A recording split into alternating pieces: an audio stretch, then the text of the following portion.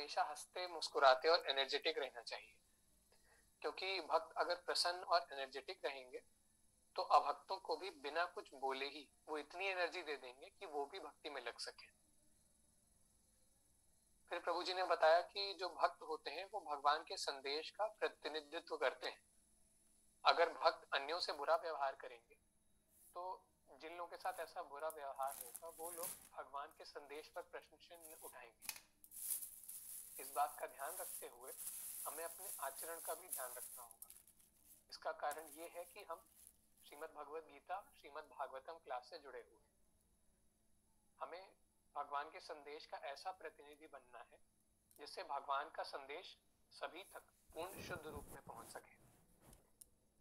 फिर कविता माता जी और सरला माता जी ने हमें अध्याय 7 के 15वें श्लोक को एक्सप्लेन करते हुए बताया कि जीव भगवान के चरणों में जाकर ही जन्म मृत्यु के चक्र से मुक्त हो सकता है। जो लोग भगवान की शरण में नहीं जाते उनकी 4 कैटेगरीज इस श्लोक में श्री कृष्ण ने बताई हैं। पहली कैटेगरी है मूढ़ की। इसमें 2 एग्जाम्पल प्रभुपाद जी ने दिए हुए हैं तात्पर्य में, एक गधे का और एक सूकर का।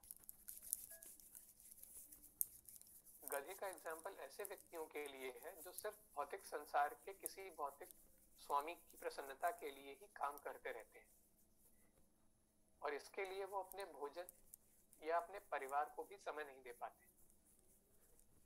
ऐसे व्यक्ति से अगर भक्ति में लगने को कहा जाए, यानी कि परम और वास्तविक स्वामी श्री कृष्ण की सेवा में लगने को, तो वो इस बात का महत्व नहीं समझता और अपने ही द्वारा अपने ऊपर लादी गई झूठी आशाओं के बोझ को ढोकर कहता है कि उसके पास भक्ति करने का समय ही नहीं है, उसके पास फुर्सत ही नहीं है।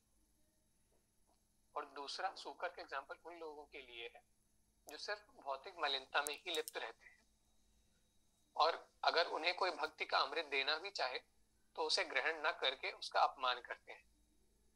भगवान ने भी श्रीमद् भगवद गीता में कहा है कि ऐसे किसी को इस परम गुह्य ज्ञान को नहीं देना चाहिए जो इसकी अवहेलना करे। हमारे शास्त्रों का अपमान ना हो, इस बात का भी हमें पूरा ध्यान रखना चाहिए। फिर दूसरी कैटेगरी है नराधम की। ये वो व्यक्ति होते हैं जो हो सकता है उच्च कुल में जन्मे हुए हों, लेकिन सबसे नीच मनुष्यों जैसा कर्म करते हैं, जो किसी भी सामाजिक, धार्मिक या राजनीतिक नियम को नहीं मानते। ऐसा व्यक्ति शास्त्र के नियमों का अनुसरण करना नहीं पसंद करता। ऐसे व्यक्ति को भगवान ने मनुष्यों में सबसे निम्न कोटि का कहा है। इसके लिए एग्जाम्पल देते हुए माता जी ने बताया जो चोर चोरी करता है वो अपने साथियों के साथ चोरी के सामान को मिल बांट कर खाता है और इस मिल बांट के खाने से ही वो अपने आप को बड़ा महान समझता है कि उसने ईमानदारी के साथ सबके साथ अपना हिस्सा बांटा।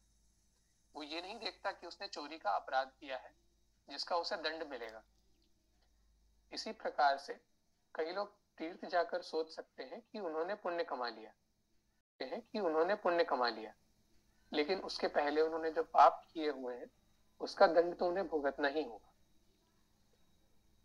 फिर माता जी ने बताया कि सिर्फ अपराध करने वाला ही नहीं बल्कि उस अपराध में सहयोग करने वाला, उसकी अनुमति देने वाला या मात्र उसका साक्षी बनने वाला भी बराबर दंड का हकदार होता है।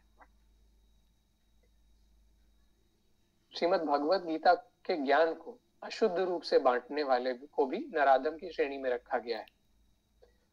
अगर किसी ऐसे अशुद्ध व्यक्ति से इस ज्ञान को ग्रहण किया जाए तो जितना पाप उसे लगता है उसका कुछ हिस्सा उस गलत ज्ञान को ग्रहण करने वाले को भी भोगना पड़ता है। इसी कारण से हमें इस दिव्य ज्ञान को एक प्रामाणिक पद्धति से ही लेना चाहिए, यानी कि प्रामाणिक गुरु परंपरा से। फिर तीसरी कैटेगरी है माया प्रहिता। वो व्यक्ति जिनका ज्ञान माया द्वारा हर लिया गया है। ऐसे लोग अपने ही सिद्धांत बनाते हैं और उन्हीं के अनुसार अपना जीवन यापन करके कष्ट पाते रहते हैं। भौतिक रूप से हो सकता है ऐसे लोग बहुत ही विद्वान हो, लेकिन माया के प्रभाव में बुरी तरह से फंसे रहने के कारण भगवान कृष्ण या विष्णु को समझने में वो पूरी तरह असमर्थ होते हैं। फिर चौथी कैटेगरी बताई माता जी ने नास्तिक की, यानी कि जो भगवान में विश्वास नहीं करते। वो प्रकृति के गुणों की खोज करने में लगे रहते हैं, लेकिन उस प्रकृति को बनाने वाले श्री कृष्ण की शक्ति में ही विश्वास नहीं करते।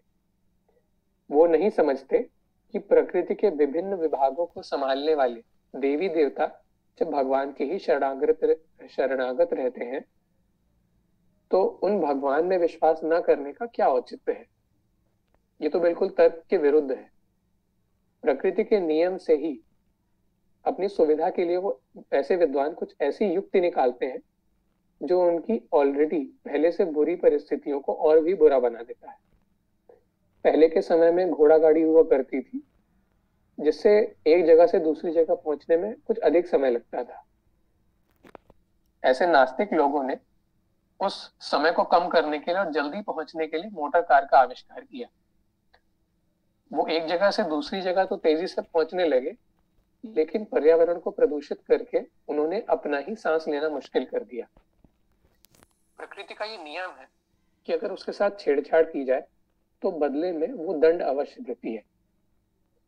फिर ऐसी कोई समस्या आती है तो ये विद्वान लोग फिर कोई युक्ति निकालते हैं और वापस से अपनी परिस्थिति को और भी ज्यादा बुरा करते जाते हैं, और इस नियम को नहीं समझ पाते कि जब तक वो ऐसी छेड़छाड़ करते रहेंगे तब तक प्रकृति उन्हें दंड देती ही रहेगी। रावण और हिरण्यकशिपु भी ऐसे ही नास्तिकों के उदाहरण हैं। भले ही उनके पास बहुत अधिक बुद्धि रही हो, लेकिन भगवान के विरुद्ध उसे उपयोग करने के कारण वो भी व्यर्थ हो गई।